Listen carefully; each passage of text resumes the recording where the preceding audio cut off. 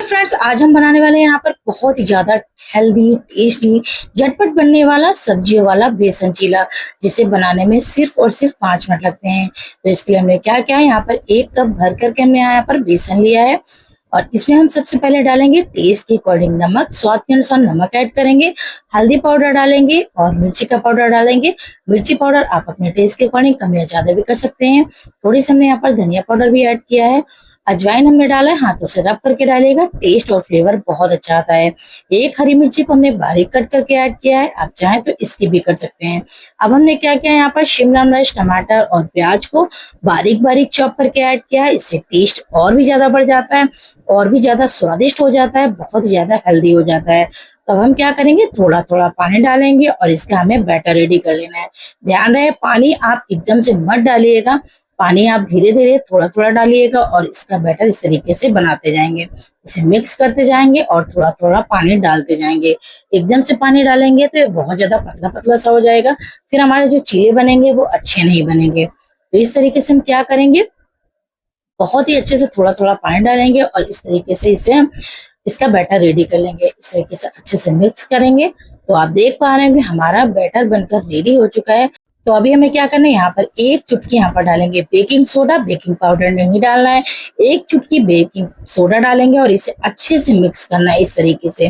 अब इसे एक साइड रख देंगे। एक तरफ हमने क्या किया, गैस पर हमने तवे को चढ़ा दिया। आप तवे पर या दूसरा पैन पर किसी पर भी बना सकते हैं। तो सबसे पहले हम इसे तेल से अच्छे से ग्रीस कर लेंगे, ताकि जब इसका हम चीला बनाएंगे ना तो ये चिपके ना।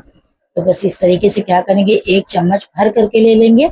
आप इवन साइज के बनाएंगे तो इस तरीके से 1 चम्मच ले लीजिए और सेम साइज के आप बना सकते हैं चीले को। तो इस तरीके से इसे स्प्रेड कर दीजिए, अच्छे से फैला दीजिए।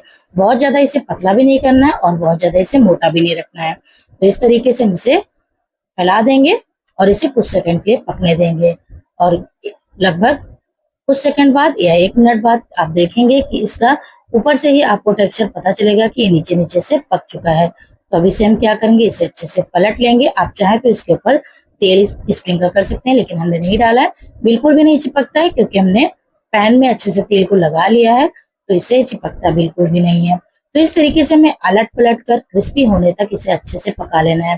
गैस की फ्लेम को हमें हाई पे बिल्कुल नहीं करना है, लो टू मीडियम फ्लेम पे पकाना है। पहले हम इसे अच्छे से इसे गर्म कर लेंगे, इसके बाद में इसे लो टू मीडियम पर पकाएंगे। लास्ट में पकने के टाइम में इसे हाई करके पकाना है, ताकि हमारे जो चीले हैं बहुत ही अच्छे से क्रिस्पी बने, बहुत ही ज्यादा क्रिस्पी टेस्टी लगते हैं। अब हम क्या करेंगे, दोबारा हमें बनाने के लिए फिर हमने इस पे तेल लगाया, तेल से ग्रीस कर लिया। इसके बाद में 1 चम्मच इस तरीके से हमने पोर कर दिया, पूरा अच्छे से फैला दिया। अब इसे पलटने के लिए क्या करेंगे, इस तरफ हमने अच्छे से तेल को स्प्रिंकल कर लिया। हमने दोनों तरीके से बनाना बताया, आप जैसे चाहें वैसे बना सकते हैं। बिल्कुल भी नहीं चिपकता, अगर आपने पैन में तेल लगा लिया तो बिल्कुल ये चिपकता नहीं है। अलट पलट कर इसे 2 से 3 मिनट तक बहुत ही अच्छे से पकने देना है और ये बहुत ही आराम से पक जाता है। तो ये देखिए, आप देख पा रहे होंगे इस तरीके से। अब हम क्या करेंगे, सारे चिल्ले बनाकर रेडी कर लेंगे और इसे बनाने में बिल्कुल भी समय नहीं लगता है। 5 मिनट में बनकर रेडी हो जाते हैं, 5 से 10 मिनट में ये बन जाते हैं। बिल्कुल भी टाइम नहीं लगता है इसे बनाने में। एक बार जब तवा अच्छे से गर्म हो जाता है तो इसे बनने में बिल्कुल समय नहीं लगता है। तो इस तरीके से हमारे चीले बनकर रेडी हो चुके हैं। अब आप इसे लाल चटनी के साथ या हरी चटनी के साथ या फिर आप चाय के साथ सुबह खाइए या शाम को खाइए या रात में खाइए। आप इसे बच्चों के टिफिन बॉक्स में, हस्बैंड के लंच बॉक्स में, या फिर आप डिनर के लिए भी हल्के फुल्के, जब आपको हल्की फुल्की भूख लगी हो तो डिनर के लिए भी इसे बना सकते हैं। बहुत ही ज्यादा परफेक्ट रेसिपी है और बहुत ही ज्यादा टेस्टी लगती है। आप इसे एक बार बनाएंगे तो फ्रेंड्स आप इसे बार बार बनाना पसंद करेंगे। मेन बात ये है ना कि इसे बनाने में कोई भी मेहनत नहीं है, कोई झंझट नहीं है। कोई भी इसे बहुत ही आसानी से बना सकता है और खाने में भी इतना ज्यादा स्वादिष्ट लगता है, बहुत ही ज्यादा स्वादिष्ट लगता है, बहुत ही ज्यादा हेल्दी होता है। फ्रेंड्स, यदि आपको हमारी रेसिपी पसंद आती है प्लीज लाइक करें, शेयर करें, कमेंट करें। प्लीज सब्सक्राइब करना मत भूलिएगा। मिलते हैं ऐसी एक नई रेसिपी के साथ। Thank you.